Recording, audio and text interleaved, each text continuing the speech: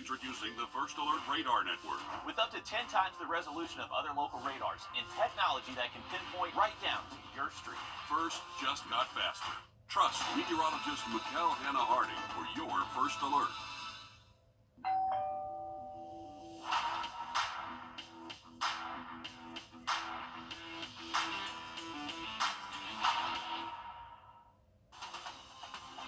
Live from Augusta, you're watching News 12, live at 5.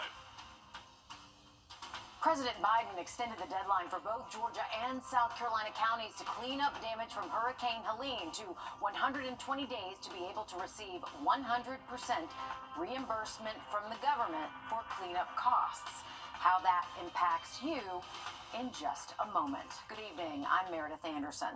Before we get to FEMA, it was rainy and gloomy, and then this afternoon it was super windy. The trash bags outside the station were nearly blown away. Riley, I had to hold on to my hat. Will it stay windy into the evening? We are expecting these wind advisories to be allowed to expire after 7 p.m. in our western counties, and that for you in just about 10 minutes. All right, thank you, Riley. Scenes like this, debris piles around roads and homes, they're still pretty common around our area. Nearing the end of the original 90 days set aside for cleanup, it was unclear if county leaders would meet their deadline. But late last night, we learned President Biden has extended the deadline to 120 days. It now ends in late January. Your Audrey Dickherber was live at last night's Helene recovery meeting in Augusta before that extension was announced. Audrey, what does Mayor Garnett Johnson have to say now that there's this extension? Well, Meredith, many people were excited about this FEMA deadline extension as we were only a few weeks away from that original deadline. But local leaders tell me that even though we were only a few weeks away, and now that they have this extension, they're still going to be working just as hard. And it's also a huge financial help. Well, around the town, you still drive around, you see debris everywhere. Months later, due to the extreme amounts all over the city, the mayor says this extra cleanup time to restore our community is vitally important, and that they have a long-term plan for Augusta when it comes to restoring the city, making Augusta better than it was before Hurricane Helene. Before the hurricane, once the debris is removed, they plan on focusing on restoring critical infrastructure, creating more housing opportunities, economic opportunities for small businesses, and much more. But it takes one step at a time. It didn't change how we're going to operate. We're still going to push as hard as we could. We wanted to get to 90 days, but there was a lot of debris, and hey, I still didn't give up. I think we'll get the first pass done. But as far as the 120 days, it does help, especially given that we've had 2 holidays that we had to shut down for, 3 at this point, and so that 120 days really helped. And coming up all new on News 12 at 6 o'clock, we'll have more about how this is going to help you at home and more about the mayor's plan for Augusta. But I can say, since we've been out here, we're actually at a debris drop-off zone right now. We're seeing trucks pulling up. There's lots of debris out here. We know that people are working hard to get the city back to normal. The work continues, but it is an overwhelming amount of debris, unprecedented here. Thanks for that, Audrey. Today, President Biden extended the South Carolina deadline as well, as we mentioned. As we rebuild from Helene in the middle of the holiday season, scammers and insurance fraud, that is still a major issue tonight. It's one that Georgia officials continue to battle as the state is second in the nation, second behind Washington, D.C. in insurance fraud. With people looking to rebuild, we spoke to Georgia's insurance commissioner today. Every storm is unique, but every storm has the same components of fraud. There's the individuals that come into this community because they know that people are scared, they're desperate, they just want to get their lives back together. And these individuals take advantage of that. And so they'll ask people to sign what I call assignment of benefits, for example, where, just sign this contract, we'll deal with the insurance company. And they'll get the money from the insurance company and not finish the repairs. His advice on avoiding fraud: work with those you know in the community. Also, make sure anyone you hire is licensed. He goes on to say, do not rush the repairs and make sure that you vet them with your insurance company. After being postponed due to Hurricane Helene, Georgia DNR hosted the 78th annual Southeastern Association of Fish and Wildlife Conference today. The Fish and Wildlife agencies in attendance cover 15 states and 2 territories. 600 people are here for it. Georgia DNR has been on the ground assisting with the recovery from Hurricane Helene as well. We're here to serve the state of Georgia, but we're proud of our people. Our people are resilient. As that storm came in and DNR personnel saw damage to their homes, they left their families to serve their communities in the state of Georgia. During the meeting, they also discussed a new initiative, quote, Outdoors Beyond Barriers.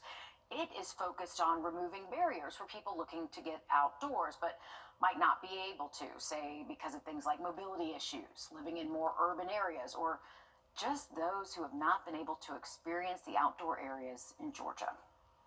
The Sardis Police Department is looking for a man wanted for several charges, including escape. Malik Butler was arrested back on December 3rd. He has multiple felony warrants for multiple jurisdictions, including possession of a firearm by a convicted felon. Police say he could be armed. They want you to call the Sardis Police Department, Burke County Dispatch, or 911 if you've seen him. The U.S. Department of Justice alleges South Carolina is breaking the federal law that protects Americans with disabilities. Now the federal government is suing South Carolina because of it.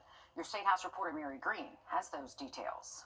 In July of 2023, the Department of Justice warned South Carolina it was likely violating federal law in mistreating adults with serious mental illness.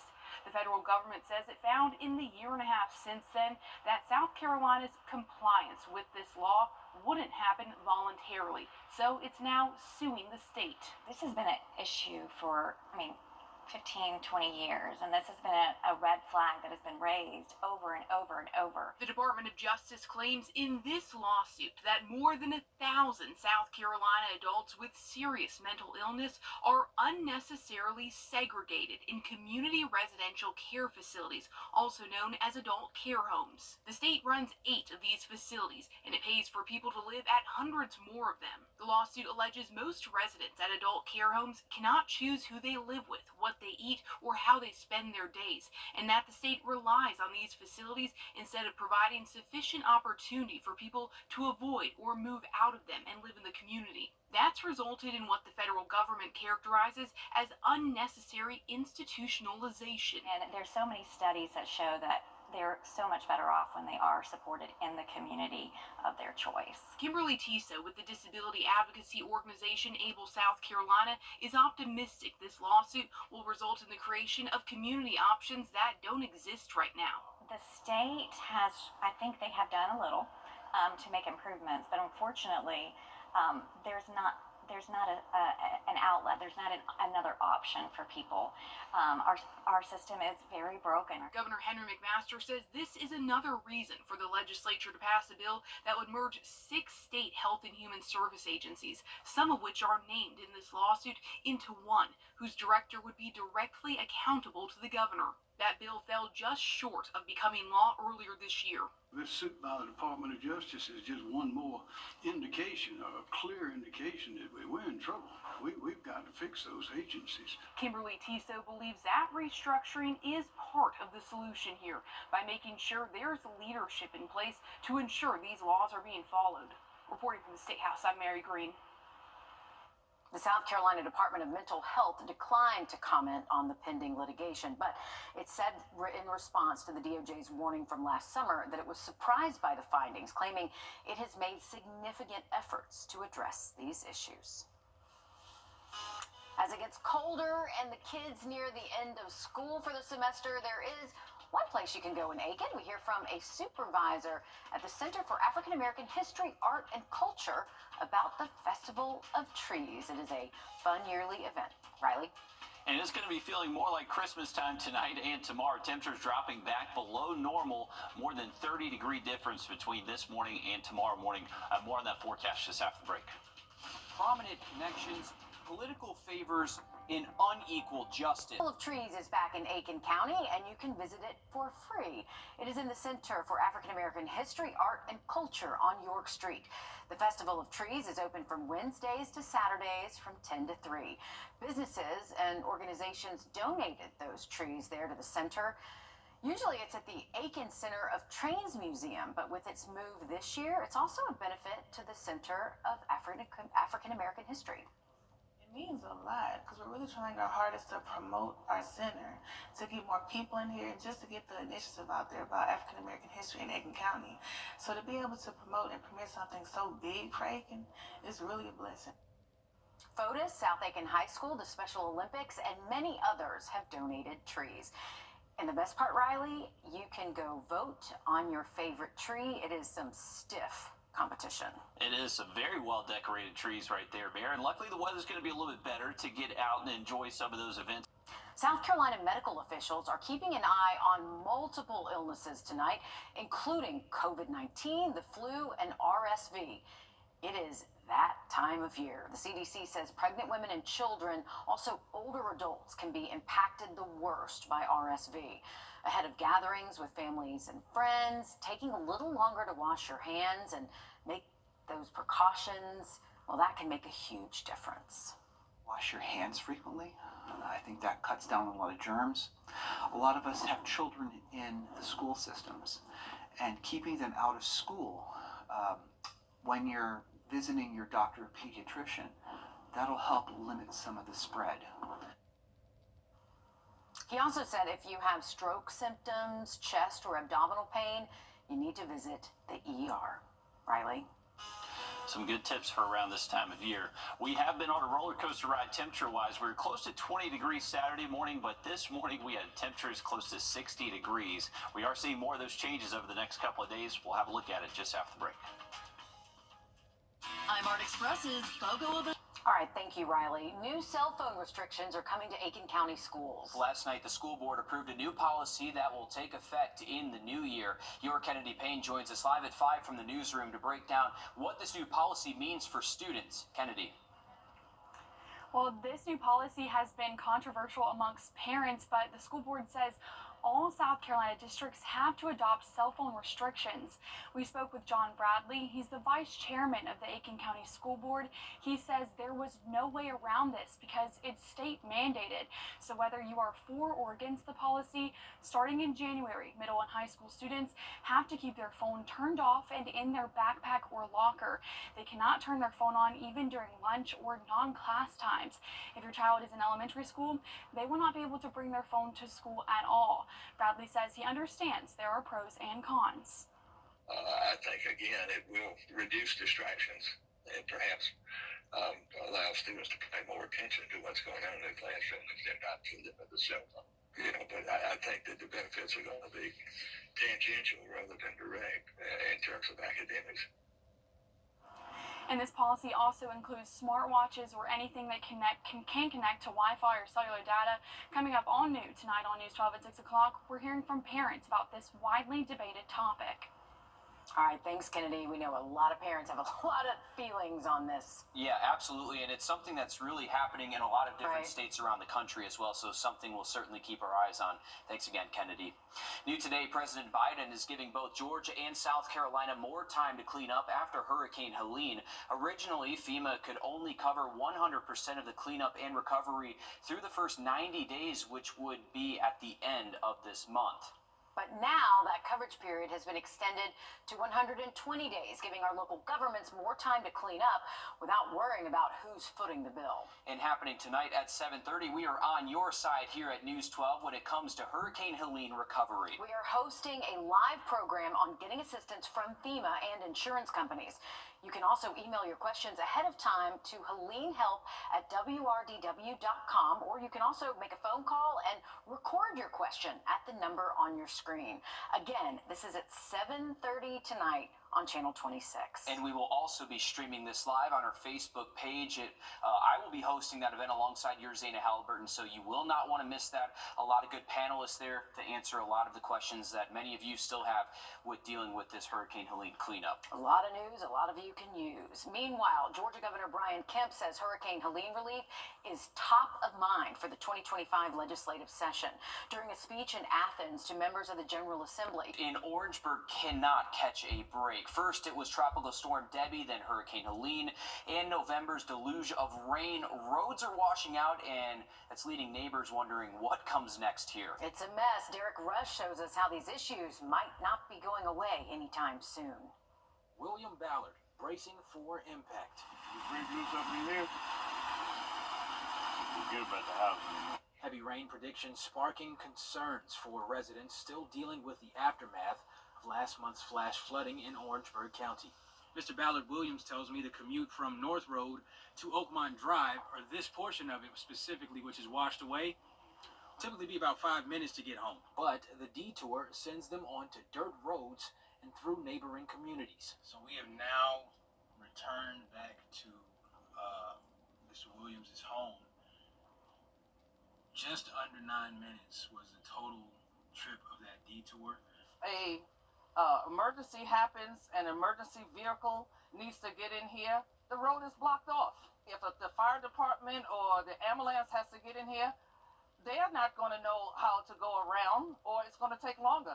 SCDOT says they have not been able to give a timeline on when road repairs will start, saying they will have to install new drains after consulting with the Department of Environmental Services to help the water flow. Because the main drain has been stopped up for 8 years now. Only thing is open is that little secondary drain, which can't handle disposing that water out of that little small drain. Bearing down for the weather, Williams feeling like his options are limited. At this point, they're telling me that it's not safe for me to be here. Where am I going to go? Who's paying for that? SCDOT estimates it will cost roughly $20 million to repair damage in Orangeburg and surrounding counties as a result of last month's flood. Today, in Aiken, city leaders gather to celebrate the ribbon cutting for a new apartment complex. The Village Apartments at Woodside advertise 1- and 2-bedroom luxury homes in a part of the city experiencing a big growth spurt out there. There are cafes and restaurants nearby with plans for a grocery store in the near future. All new on News 12 at 6 o'clock. Your City Hood takes a closer look at how this is a part of a growing trend for a growing city. Frontier airline flight attendants are off the plane and on the picket lines. They're outside the world's busiest airport, threatening a nationwide strike if working conditions do not change. It is part of a nationwide day of action. A group of about 30 Frontier flight attendants gathered to demand Frontier management address concerns over a new business model and agree to a fair contract. One spokesperson for the group says the company is cutting back on layovers for the flight attendants. They say the new business model has a detrimental impact on their compensation, out-of-pocket costs, and more time at work without additional pay. It's so sad at this point in time that we have flight attendants that are really suffering, really dealing with the loss of income. We have flight attendants, unfortunately, in different bases with Cleveland and San Juan and Atlanta. People are sleeping out of their cars, sleeping out of storage units because they can't afford to live and do what they need to do based on what the income used to be before the company decided to change everything, which impacted the whole entire flight attendant group. In a statement, a spokesperson from Frontier Airlines said they are engaged in negotiations. Frontier flight attendants overwhelmingly voted to authorize a strike if both sides cannot agree on a new contract, but hopes that it does not come to that. Using the worst possible car to win a race. Still ahead, how lemon cars could be the key to building a new room at the Children's Hospital of Georgia. Riley? Well, it's been a windy Wednesday, and now we're looking at a cold and calmer Thursday up ahead. We'll have that full forecast just after the break. Prominent connections, political fate Over the next couple of days, but those temps warming up as we head into the weekend and next week. All right, thank you, Riley. A unique race is coming to Atlanta this weekend. It is far from NASCAR, but the drivers will be racing for a good cause. Joshua Skinner has the story. It can be difficult to start your engine when this is the engine you're starting. This is our race car, and Kurt Schuttinger will be driving this bad boy this weekend. We're a bunch of rookies, and no one expects us to do very well. Let me drive you through what's going on. The car, named Red, will participate in this weekend's 24 Hours of Lemons at Roadway Atlanta. We don't know what we don't know. Schuttinger and 6 other drivers will rotate through Red, not to win the race, but to raise money for the Atlanta Ronald McDonald House charities. Our goal is to raise money for a new room at the hospital. The massive new Arthur M. Blank Children's Hospital means more rooms are needed for kids and families. There's been more need than the Atlanta Ronald McDonald House can meet. The new Ronald McDonald House is set to be completed in 1 year. Schuttinger and his McDonald's team are driving to raise $50,000, enough to build 1 room at the house. As the race name suggests, cars can't cost more than $500. So this is a stock 2001 Saturn SC. It has no windows. It doesn't even have a passenger seat. Even so, the car is a legit race car. Not street legal. The biggest thing is not to wreck the car. Where's the ignition? Schuttinger expects Red, which is kind of held together by duct tape, to make it 200 miles over the 14 hours of racing. And why not also achieve that big childhood dream? I think this is every boy's dream to drive a race car. Now, the 24 Hours of Lemons event hasn't started yet. It's already raised more than $10,000 out of its $50,000 goal. Oh, you might think your mom doesn't like techie things, but before you dismiss that idea, I've got some gadgets and gizmos that will make her life easier and more enjoyable. First Alert Radar, powered by Jim Hudson Automotive Group. Do you currently have a Medicare supplement? If you've had it for a few years, you probably noticed the rates continue to rise. If you're in pretty decent health, there's a good chance we can get you that exact same coverage for a lot less. Give us a call or visit our website, Wrdw64.com. We're putting our foot down to keep long live the lazy. Do you currently have a Medicare supplement? If you've had it for a few years, you probably noticed the rates continue to rise. If you're in pretty decent health, there's a good chance we can get you that exact same coverage for a lot less.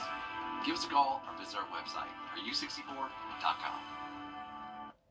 We are just 2 weeks away from Christmas, and if you've got some moms and grandmas on your list, you might still be thinking of what to get them. Your consumer tech reporter Jamie Tucker suggests forgetting about the gift cards and taking a look at some tech that she might love. What the Tech, sponsored by Augusta Preparatory Day School.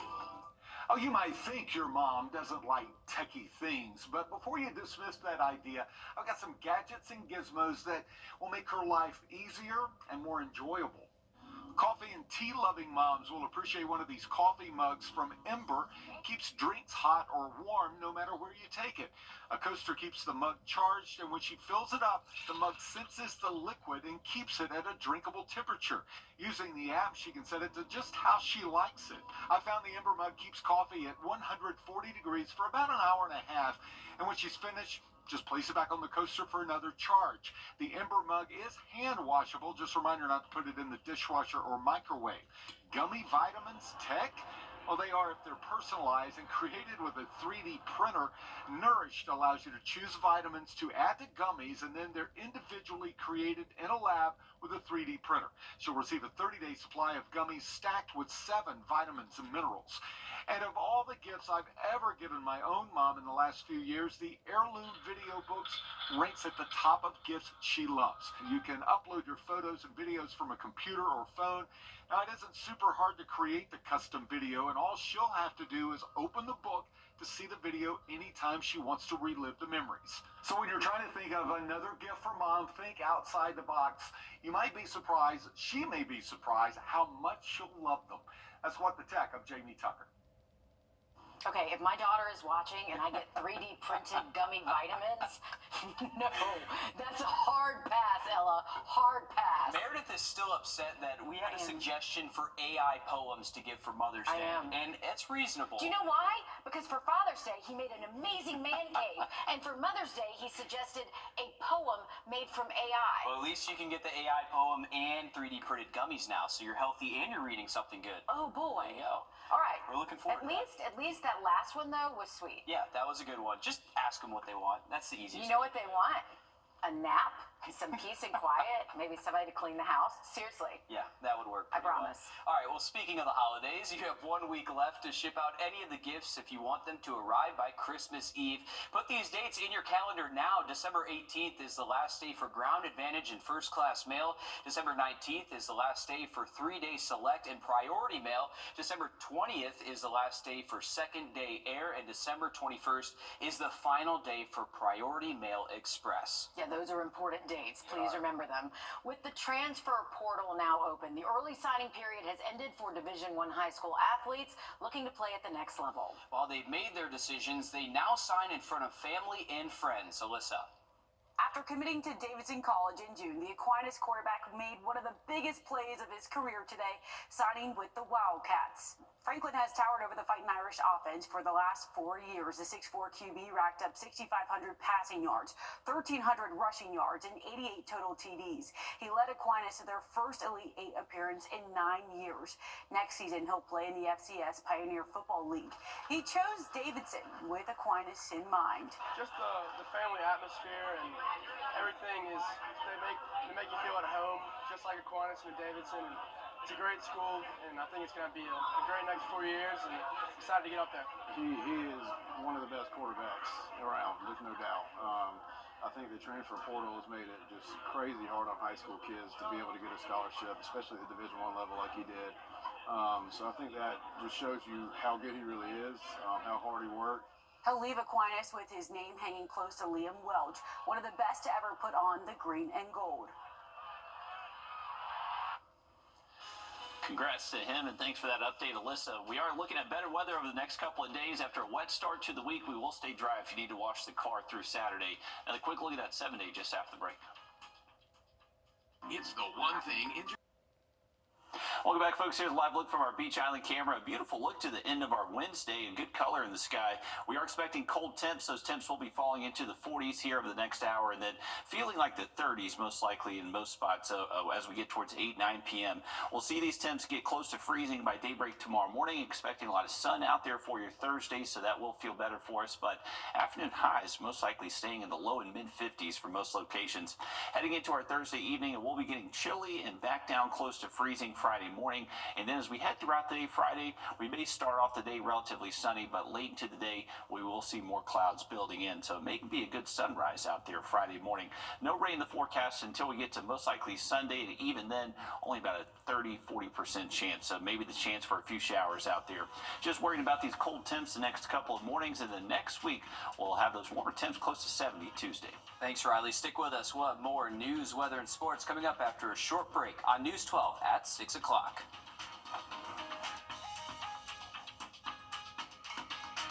George Sink Entry. After an accident, consider this. Insurance companies track the results of law firms. They know which ones ignore lowball offers and file lawsuits, and which ones have never seen the inside of a courtroom. If your lawyer has a reputation for settling cheap, what kind of offer do you think you'll get? I'm Austin Jackson. At my law firm, insurance companies respect us because we stand up for our clients. Injured? Call Austin Jackson, the Augusta guy. 706-724-7224. It's the Get Holiday Ready sales event with the Ford crew. Someone took the Bronco out for an extended test drive. They used all the goat modes.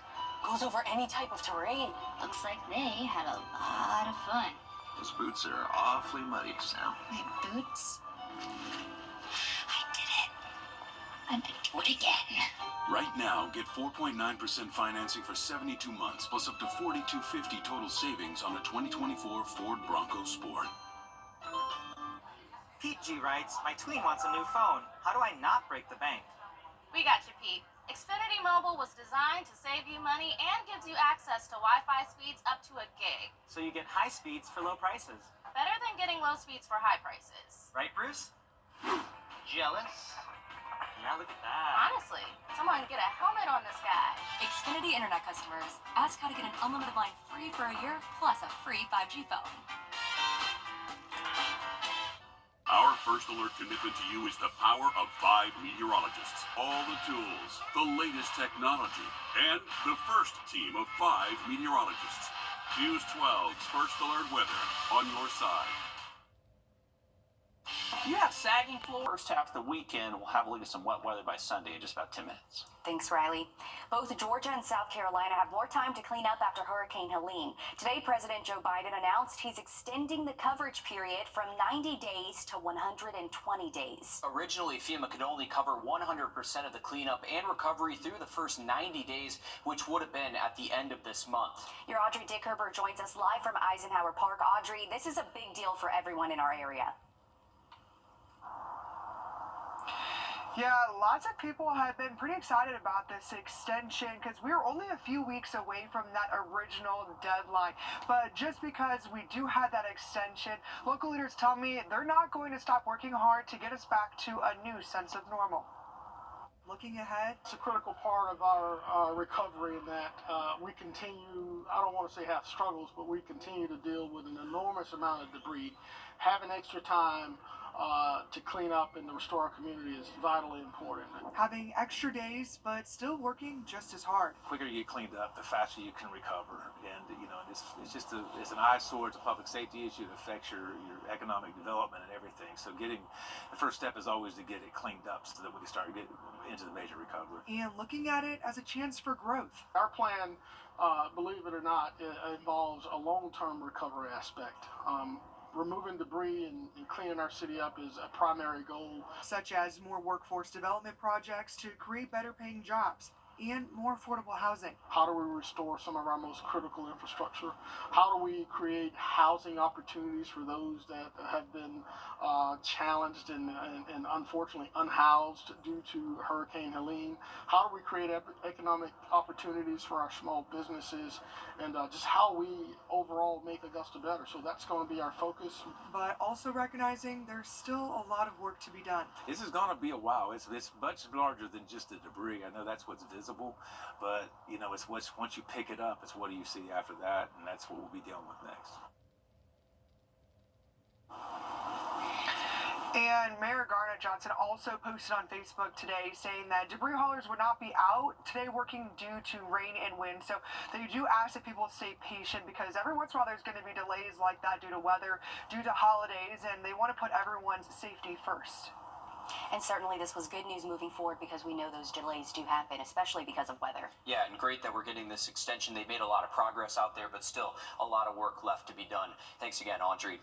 And happening tonight at 7:30, we are here on your side at News 12 when it comes to Hurricane Helene recovery. We're hosting a live program on getting assistance from FEMA and insurance companies. You're taking a live look now over in our other studio where we'll have FEMA operators and experts answering your questions live on air. You can also email your questions ahead of time to HeleneHelp@WRDW.com or call and record your question at the number right there on your screen. Again, this is at 7:30 tonight on Channel 26. We will also be streaming this live on our Facebook page. Zana and I will be hosting that special, so you will not want to miss this. We'll have a great set of panelists there to answer all of your questions that you may have about Helene recovery. Okay, definitely tune in at 7 o'clock there on 26. Aiken County Public Schools will soon have a new cell phone policy in effect. It was approved by the school board last night and includes sweeping changes for thousands of elementary, middle, and high schoolers. For middle and high schoolers, they can bring their phone to school, but it has to stay off in their backpack or locker all day. For elementary schoolers, they can't bring their cell phones to school at all. Your Kennedy Payne joins us live from the newsroom. Kennedy, not everyone is happy with these new guidelines, though. Yeah, the new policy is a topic that parents in Aiken have mixed opinions on, but the approval was inevitable. Billy Formasano's son attends Aiken Scholars Academy, and Billy says his son has always held an A average in school. My son had a problem and an issue using his cell phone during school hours. It got in such a problem with it that his grades dropped. He says education is top priority for him and his son, but his phone had become too much of a distraction. He was busy hiding his phone, like all great teenagers do, under the desk, checking out Instagram, checking out all his pages, texting his girlfriend during school hours when he was supposed to be learning. Billy says he implemented his own cell phone policy far before the state mandated one. For the rest of the school year, it was about mid-year in school, He had to drop his phone off at the front desk when he walked into school. Then he had to pick it up on his way out of school. He says after he did this, he saw a major improvement in his grades. Once we took his cell phone away, his grades are all high A's now. John Bradley is the vice chairman of the Aiken County School Board. He says at the end of the day, it's not up to them to decide. This is not something that we sat around and dreamed up. It's a policy that is required by the state of South Carolina. But Billy says for his family, it's a no-brainer. Personally, feel that I'd be a bad parent by allowing him to continue to play on his phone and not listen to the teacher that's trying to teach him for the future. And John Bradley says he understands some parents are worried about safety, but the school will be able to contact parents if it's a necessity. All right, thanks, Kennedy. And again, this new policy kicks in when students return to the classroom after winter break. Thanks for that again. For many, the holiday season is one filled with joy and making memories. But for others, the holiday season brings on stress and fear as leaders see an increase in domestic violence cases. Your Hallie Turner is on your side with signs to look for and how you can help. When the phone rings at Safe Homes of Augusta, it's not just a call for help. Hello, this is Leah. How may I help you? It's a call for action. Safe Homes is the only nonprofit domestic violence center, and we service 10 counties. And so, therefore, we see a lot of different types of calls that come in. Executive Director Amy Hall says hundreds of calls come directly to this line each month. Last year, we took over 1,900 calls, and through those calls, we see a lot of different types of abuse. Calls ranging from emotional and financial abuse to physical abuse. And during the holidays, the calls get worse. Hall says they increased by 30%. We do get a lot of calls, but it could be, not so much for shelter maybe, but just for outreach services. Because during those times, the domestic violence can worsen, then maybe we're getting calls for temporary protection order assistance. But she says more calls does not always mean the shelter fills up during the holidays. Not everybody's ready to leave during the holidays, and we can't, as the community, social workers, advocates, we can't push them to leave. You may not realize you or someone you love could be at risk, but she says there are things to look out for. Isolation is a huge one. The emotional abuse, we see a lot of that with the intimidation. If you see that your loved one is being intimidated by their partner. They're open 365 days a year. The 24-hour emergency unmarked shelter ready to help you at the first ring. In Augusta, Hallie Turner on your side. Safe Homes of Augusta has a 24/7 crisis hotline. If you or someone you know needs help, that number is on your screen now, 706-736-2499. You can also find it on our website, wrdw.com. Aiken is no longer a sleepy little city. Still ahead, growth continues across the Savannah River with more luxury living and a new grocery store on the way. And we do have cold temps heading our way the next couple of nights, but temperatures warming up a tad for the weekend before our next chance for rain shows up. Have that full forecast next. Prominent connections, political Wednesday trending in the drier direction. Okay, good news. Thanks, Riley. The city of Aiken continues to expand. You can see the signs of growth at the Village at Woodside, where city leaders celebrated the opening of new luxury apartment homes. And there's a new Publix coming to the area soon as well. As your cityhood shows us, this is a positive sign for Aiken's future. At first glance, this looks like just another construction site. But to the people that live here, this is their own version of heaven. My doctors are here. We're going to have the grocery store, the dentist, and everything. It just makes it a perfect place for us. The Village looks nothing like it used to. We try to do one building at a time, one project at a time, and over time it develops as a village, and that's what we've been able to create here. Someone once said it was an overnight success that took 10 years. A new apartment complex opening means more people. More and more people are moving to this area. Putting more eyes on Aiken as a forever home. One of the trends we've seen in Aiken as well as the rest of the country is as folks get older, They don't want to own property and certainly do the necessary maintenance. It's not a downsizing to me. It's just letting go and creating this new world for me. And I'm very excited to be here. And there's still more developments in progress, like a new grocery store and more office spaces. It's been fairly steady, stable growth over 25 years. And I think that's what we see in the future. I've moved 20 times around the country, and we always look for these small towns that had a community, and they're all very proud of their communities, and that's what I enjoy the most. In Aiken, Sydney Hood, on your side. The city of Aiken looking different, thanks, Sydney. The CEO of Woodside Communities says they expect the new Publix to be finished within the next 12 to 14 months. And at some point, he says they plan to build a small inn as well. Also in Aiken, this Saturday marks the opening of Christmas in Hopelands. We stopped by today to see how crews have cleared away all of the storm debris just in time to put on one of the best holiday light displays. There are more than 100,000 lights around the park, and performers will take to the stage there as well. You can even buy s'mores and roast them over the fire there. Christmas in Hopelands starts on the 14th and runs through the 24th every night from 6 to 9:30. You will be able to park at Citizens Park, and a shuttle will take you to Hopelands Gardens. The annual Festival of Trees at the Center for African American History, Arts, and Culture is open as well. The showcase is free to the public, and you can vote for your favorite tree. This event runs through January 4th from 10 to 3. That's a great event there. That's one of my favorite holiday events I of the love season. to I love see all the seeing trees. Yeah, all the people different go all trees. out. Very creative there. And to keep the holiday events coming, Aiken's Night of 1,000 Lights is tomorrow from 6 to 8 o'clock. The city's downtown will be decked out in lights, and downtown shops will even be open late. Carolers, elves, and even Santa himself will make an appearance. A good time for the family down there. Well, coming up next in sports, Division I football programs continue to rake in fresh talent. While the early signing period has ended, it hasn't stopped area playmakers from putting down fresh ink. On your sideline. Davidson football is getting a quarterback from Augusta, none other than Aquinas' Jim Franklin. Franklin has towered over the Fighting Irish offense for the last 4 years. The 6'4" QB racked up 6,500 passing yards, 1,300 rushing yards, and 88 total TDs. He led Aquinas to their first Elite 8 appearance in 9 years. Next season, he'll play in the FCS Pioneer Football League. It's the lessons that he learned at Aquinas that he'll take with him to Davidson. I think just being tough and playing 11 players on the field and everybody's together as one and not being selfish.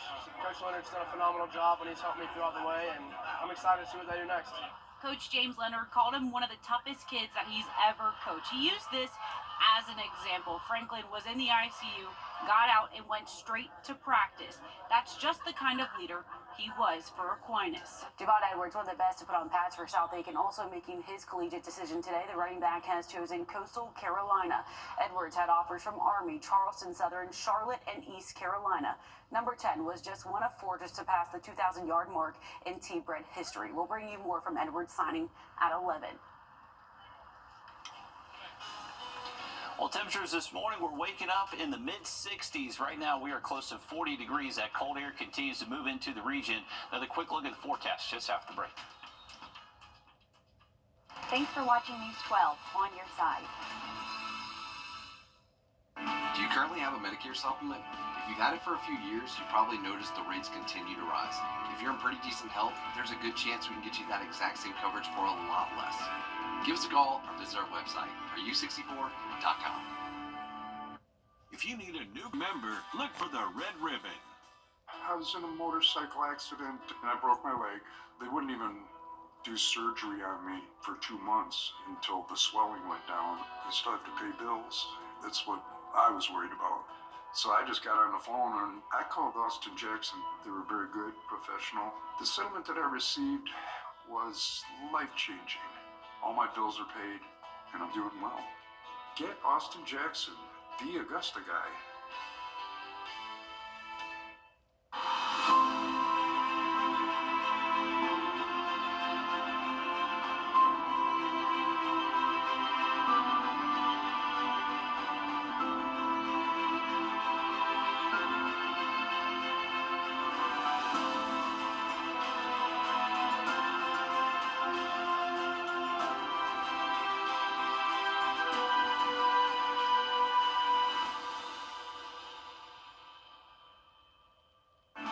currently have a Medicare supplement, if you've had it for a few years, you probably noticed the rates continue to rise. If you're in pretty decent health, there's a good chance we can get you that exact same coverage for a lot less. Give us a call or visit our website, areu64.com. The 6 o'clock news is over, but don't go away just yet. On Channel 26, in 30 minutes, we will be hosting our live special, CSRA Strong Path to Recovery. We're on your side alongside a panel of experts and FEMA operators answering your questions live on air. That starts at 7 o'clock, and we'll also stream it live on our Facebook page. We'll have a lot of news you can use, so you don't want to miss out. Riley. Definitely great news. News you can use out there coming up at 7 o'clock on News 26. Want to show you our roller coaster ride we've been on over the last couple of weeks. So just less than a week ago, we had morning temperatures in the low 20s this past Saturday. And just yesterday, we had a low temperature close to 60 degrees. So this up and down with our temperatures may be impacting your sinuses and making you feel a little bit sick out there, unfortunately. But we're expecting our cold temps to arrive again tomorrow morning, staying below freezing early Thursday, Friday. We'll see another gradual little warm up heading into next week, but not expecting quite as big of a swing as what we've seen here recently, so that is an improvement here in our forecast. We're expecting clear skies tonight. It is going to be chilly out there. Remember, cold temps waking up in the 30s Thursday. It will feel like the 20s with still just a little bit of a wind, but that wind will go pretty calm tomorrow afternoon. Those high temps most likely hitting the mid 50s out there for late into the day on Thursday. If you have any plans Thursday evening, it will be cooling off again. We'll most likely see temps close to the freezing mark, maybe even upper 20s Friday morning.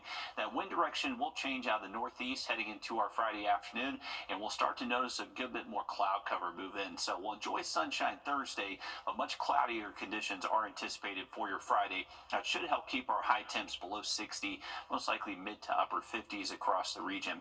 Once we get into the weekend, I would say Friday evening does stay dry despite the clouds, and then heading into Saturday, still dry out there, but those temps will be feeling just a tad warmer. Here's that 7-day forecast. We are expecting a chance for maybe a few straight showers Sunday, not an all-day washout, and then looking a little bit drier and warmer heading into next week. Okay, not bad. Thanks, Riley. Remember, you can join us at 7 o'clock on Channel 26 with our live special, CSRA Strong Path to Recovery. And then we'll have more on News 12 at 10 and 11 o'clock.